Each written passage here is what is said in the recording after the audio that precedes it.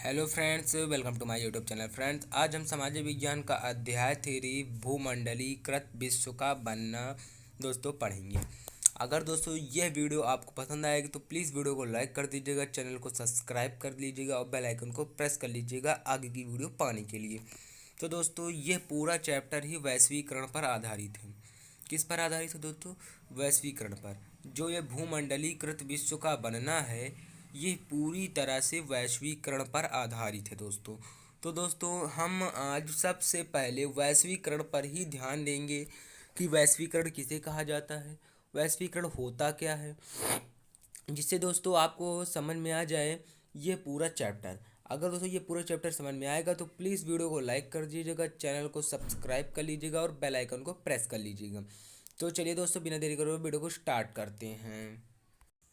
तो दोस्तों मैंने जैसा कि आपको बताया था कि पहली हेडिंग होगी भूमंडलीकृत विश्व का बनना। दोस्तों अब ये क्या हो सकता है? यह अध्याय पूरा वैश्वीकरण पर आधारित है। क्या? वैश्वीकरण पर आधारित। अब वैश्वीकरण क्या होता है दोस्तों? मैंने आपको बताया था कि वैश्वीकरण बहुत ही इंपॉर्टेंट है। तो व्यक्तियों, सामानों तथा नौकरियों, खाना यानी जो खाया जाता है आदि का एक देश से दूसरे देश तक ले जाना ही वैश्वीकरण कहलाता है। एक देश से दूसरे देश तक स्थानांतरण। और यह नई बात नहीं थी, यह पुराने समय से चला आ रहा था। यह कोई नई बात नहीं थी, यह पुराने समय से ही चला आ रहा था दोस्तों। आप इसको नोट कर लीजिए और बार बार पढ़िए, आपको याद हो जाएगा दोस्तों। जैसे 15वीं शताब्दी में कोलंबस ने अमेरिका की खोज की, वास्को डी गामा ने भारत की खोज की। इसी प्रकार जैसे 15वीं शताब्दी में कोलंबस ने अमेरिका की खोज की, वास्को डी गामा ने भारत की खोज की। इससे पहले सिल्क रूट के द्वारा सामानों, लोगों को एक देश से दूसरे देश तक आवाजाही लगी रहती थी। वैश्वीकरण और औद्योगिकरण ने मिलकर हमारे दैनिक जीवन को बदल कर रख दिया दोस्तों। तो ये तो हो गई दोस्तों अध्याय की हेडिंग दोस्तों। अब चलिए दोस्तों मेन हेडिंग की ओर चलते हैं। तो दोस्तों ये देखिए, आप देख पा रहे होंगे कि काफ़ी समय बीत जाने के बाद चीन और भारत, यहाँ पर दोस्तों 18वीं शताब्दी है। 18वीं शताब्दी का काफ़ी समय बीत जाने के बाद भी चीन और भारत दुनिया के सबसे धनी देश थे और एशियाई व्यापार पर उन्हीं का दबदबा था। अब यूरोप विश्व व्यापार का केंद्र बन गया। अब जो है यूरोप विश्व व्यापार का केंद्र बन गया। अब दोस्तों अगला पॉइंट है आप देख पा रहे होंगे अगला पॉइंट आपकी स्क्रीन पर ये रहा कि आधुनिक युग से पहले रेशम मार्ग क्या है। चलिए दोस्तों इसको पढ़ लेते हैं कि आधुनिक युग से पहले जो रेशम मार्ग है वो क्या होता है, रेशम मार्ग आखिर मतलब किसे कहा जाता है। तो चलिए दोस्तों इसको पढ़ लेते हैं। तो ये देखिए दोस्तों कि रेशम मार्ग बहुत ही प्राचीन मार्ग था जो देश को देश और महादेश को महादेश से जोड़ता था। ये दोस्तों देश देश से देश और महादेश से महादेश को जोड़ने का कार्य करता था दोस्तों। तो अब रेशम मार्ग ईसा पूर्व से ही प्रारंभ हो चुका था। जो रेशम मार्ग था वो बहुत पहले से ही प्रारंभ हो चुका था, ईसा पूर्व यानी बहुत पहले से। अब देखिए 15वीं दोस्तों, यहाँ पर 15वीं शताब्दी तक इसका प्रयोग भी किया गया। यह महादेश जैसे अफ्रीका, उत्तरी अमेरिका तथा एशिया और यूरोप जैसे महादेशों को जोड़ता था आपस में। ये जोड़ने का कार्य करता था दोस्तों। अब अगली हेडिंग है कि आप सोचेंगे कि इसका नाम रेशम मार्ग क्यों पड़ा और कैसे पड़ा दोस्तों। तो चलिए दोस्तों जान लेते हैं कि इसका नाम रेशम मार्ग क्यों पड़ा दोस्तों। तो दोस्तों इसमें सबसे पहली बात है क्योंकि इससे पहले इसी का प्रयोग, इसी जो रास्ता था इसका प्रयोग चाइनीस रेशम के व्यापार के लिए किया जाता था। ये जो रोड थी यानी ये जो यात्रा जहाँ पर करते थे लोग, इस पर पहले चाइनीज रेशम का व्यापार किया जाता था। फिर हम भारतीय लोग जो हैं वे सोना, चांदी, लोहा आदि सभी चीज़ों का आवागमन करने लगे यानी व्यापार करने लगे दोस्तों। लेकिन अब यहाँ पर देखिए सामानों की आवाजाही के अलावा भी व्यापार और संस्कृति का भी आदान प्रदान होता था। लेकिन इसका नाम रेशम मार्ग अभी भी रहा दोस्तों, इसका नाम रेशम मार्ग से बदला नहीं दोस्तों। अब दोस्तों अगली हेडिंग है भोजन, यात्रा और आलू, यानी भोजन की यात्रा की गई और आलू की भी यात्रा की गई। वो कैसे की गई दोस्तों, चलिए उसको देख लेते हैं। तो दोस्तों जैसे जैसे व्यक्ति यात्री एक जगह से दूसरी जगह तक चलते गए वैसे वैसे उनके साथ का भोजन भी एक जगह से दूसरी जगह तक चलता गया। यानी दोस्तों इसका मतलब है कि जैसे जैसे व्यक्ति अपने साथ कुछ न कुछ ले जाएंगे, उसी प्रकार उस चीज़ का भी व्यापार समझ लीजिए होने लगा दोस्तों। जैसे आप कहीं जाते हैं तो आप दोस्तों भोजन लेकर जाएंगे, तो इसी प्रकार आपका भोजन अगले के यहाँ जाएगा तो वहाँ पर लोग जानेंगे कि ये भी भोजन होता है दोस्तों। तो जैसे नूडल्स, जो आप नूडल्स खाते हैं वो दोस्तों चाइना से आया है, जो आप पास्ता खाते हैं वो दोस्तों अरब देश से आया है। यानी भोजन ने भी खूब यात्रा की, जो भोजन था उसने भी खूब यात्रा की। कई बार दोस्तों नई फसलों के आ जाने से जमीन आसमान का फर्क आ जाता था। जैसे कोई नई फसल आ गई दोस्तों, अब नई फसल आएगी तो जो इंसान है वो उसी पर ही मतलब निर्भर हो जाएंगे, तो इससे ज़मीन आसमान का फ़र्क आ जाता था। अब अगला टॉपिक है कि साधारण से आलू का प्रयोग करने की वजह से यूरोप की गरीब जिंदगी ही बदल गई। ये दोस्तों आप सभी लोग आलू का प्रयोग करते हैं, ये पहले यूरोप में नहीं चलता था, लेकिन ये भी कहीं से व्यापारी लोग लाए होंगे तो यूरोप में वो आलू का विस्तार हुआ, जिससे उनकी गरीब जिंदगी ही बदल गई।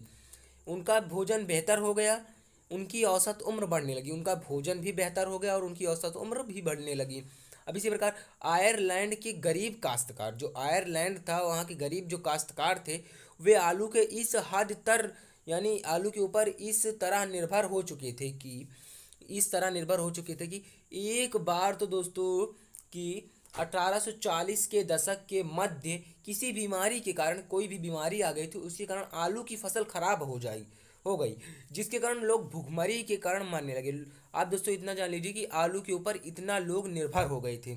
अब दोस्तों अगला टॉपिक है कि विजय, बीमारी और व्यापार। विजय, उस समय युद्ध भी हुए, विजय प्राप्त की गई, बीमारी भी आई और व्यापार भी हुआ। अब समझ लीजिए दोस्तों कि 15वीं से 16वीं शताब्दी तक में समुद्री रास्तों के जरिए अपने विश्व का प्रचार प्रसार करने के लिए मार्ग खोज लिया और वह अपने व्यापारिक साथी ढूंढ रहे थे। जो यूरोप था वे समुद्री रास्तों के जरिए अपने व्यापारिक साथियों को ढूंढ रहे थे दोस्तों। आप इस प्रकार इसको याद कर सकते हैं। अब दोस्तों जब ये समय था तो उस समय पुर्तगाल और स्पेन दो बहुत शक्तिशाली देश थे, यानी यही दो देश थे जो बहुत शक्तिशाली देश थे। उन्होंने अमेरिका को उपनिवेश बनाना शुरू कर दिया। जो ये दो दो देश थे, इन्होंने अमेरिका को उपनिवेश बनाना शुरू कर दिया। यूरोपीय शक्ति सैनिकों के दम पर ही नहीं जीतती थी। जो यूरोपीय शक्ति थी वो सैनिकों के दम पर ही नहीं जीतती थी, बल्कि वह अपने कीटाणुओं जैसे चेचक आदि के बल पर भी जीतती थी। वो कीटाणुओं को फैला देती थी जिससे लोग मरने लगते थे और दूसरा मतलब जो उसके विरोध में था वो कमज़ोर पड़ जाता था दोस्तों। अब देखिए दोस्तों, लाखों सालों से दुनिया से अलग थलग रहने के कारण अमेरिका के लोगों में यूरोप से होने वाली इन बीमारियों को के बढ़ने के रोग प्रतिरोधक क्षमता कम थी। जो ये बीमारी थी इसको सहने की अमेरिका के निवासियों को मतलब क्षमता नहीं थी। अब अगला हेडिंग है 19वीं शताब्दी। 19वीं शताब्दी में क्या हुआ? 19वीं शताब्दी में दुनिया बहुत तेज़ी से बढ़ने लगी थी। जो 19वीं शताब्दी थी उसमें दुनिया बहुत तेज़ी से बढ़ने लगी थी दोस्तों। एक यही समय था कि जब दुनिया बहुत विकास कर गई थी दोस्तों आर्थिक, राजनीतिक, सामाजिक, सांस्कृतिक और तकनीकी के कार्य ने पूरे समाज की काया पलट ही कर दी दोस्तों। ये 19वीं शताब्दी में काफ़ी सारा विकास हुआ था दोस्तों उस समय।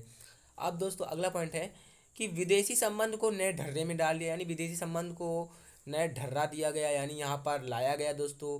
अब इन्हीं सालों में तीन प्रवाह बहुत ही महत्वपूर्ण है। पहला प्रवाह क्या है? व्यापार का प्रवाह। पहला व्यापार का प्रवाह होता था। अब व्यापार के प्रवाह में क्या होता था? जो 19वीं सदी में मुख्य रूप से वस्तुओं जैसे कपड़ा या गेहूं आदि के व्यापार तक ही सीमित था दोस्तों। अब दोस्तों दूसरा प्रवाह, जो दूसरा प्रवाह था इसमें क्या होता था दोस्तों? इसमें दोस्तों आप स्क्रीन पर देख पा रहे होंगे, इसमें होता था दोस्तों इसमें लोग काम या रोजगार की तलाश में एक जगह से दूसरी जगह तक जाते थे दोस्तों। तो दोस्तों अब इसके बाद अगला पॉइंट आपकी स्क्रीन पर तीसरा प्रवाह, नहीं दोस्तों अभी तीसरा नहीं है। अब इसमें लगभग 5 करोड़ लोगों ने बेरोजगारी के कारण यूरोप ही छोड़ दिया। अब ऑस्ट्रेलिया जो था वो अमेरिका स्थानांतरित हो गया, क्योंकि अमेरिका में ज़्यादा आदमी को पैसा मिलता था, बेरोजगारी नहीं थी अमेरिका में। अब दोस्तों तीसरा प्रवाह क्या था? तीसरा प्रवाह पूंजी का प्रवाह था। पूंजी का प्रवाह क्या है?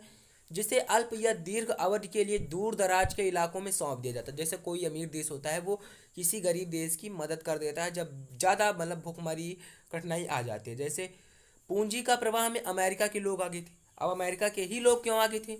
क्योंकि उनके पास अधिक पैसा था दोस्तों, उनके पास अधिक पैसा था दोस्तों। इसी के साथ तीसरा प्रवाह भी खत्म होता है दोस्तों।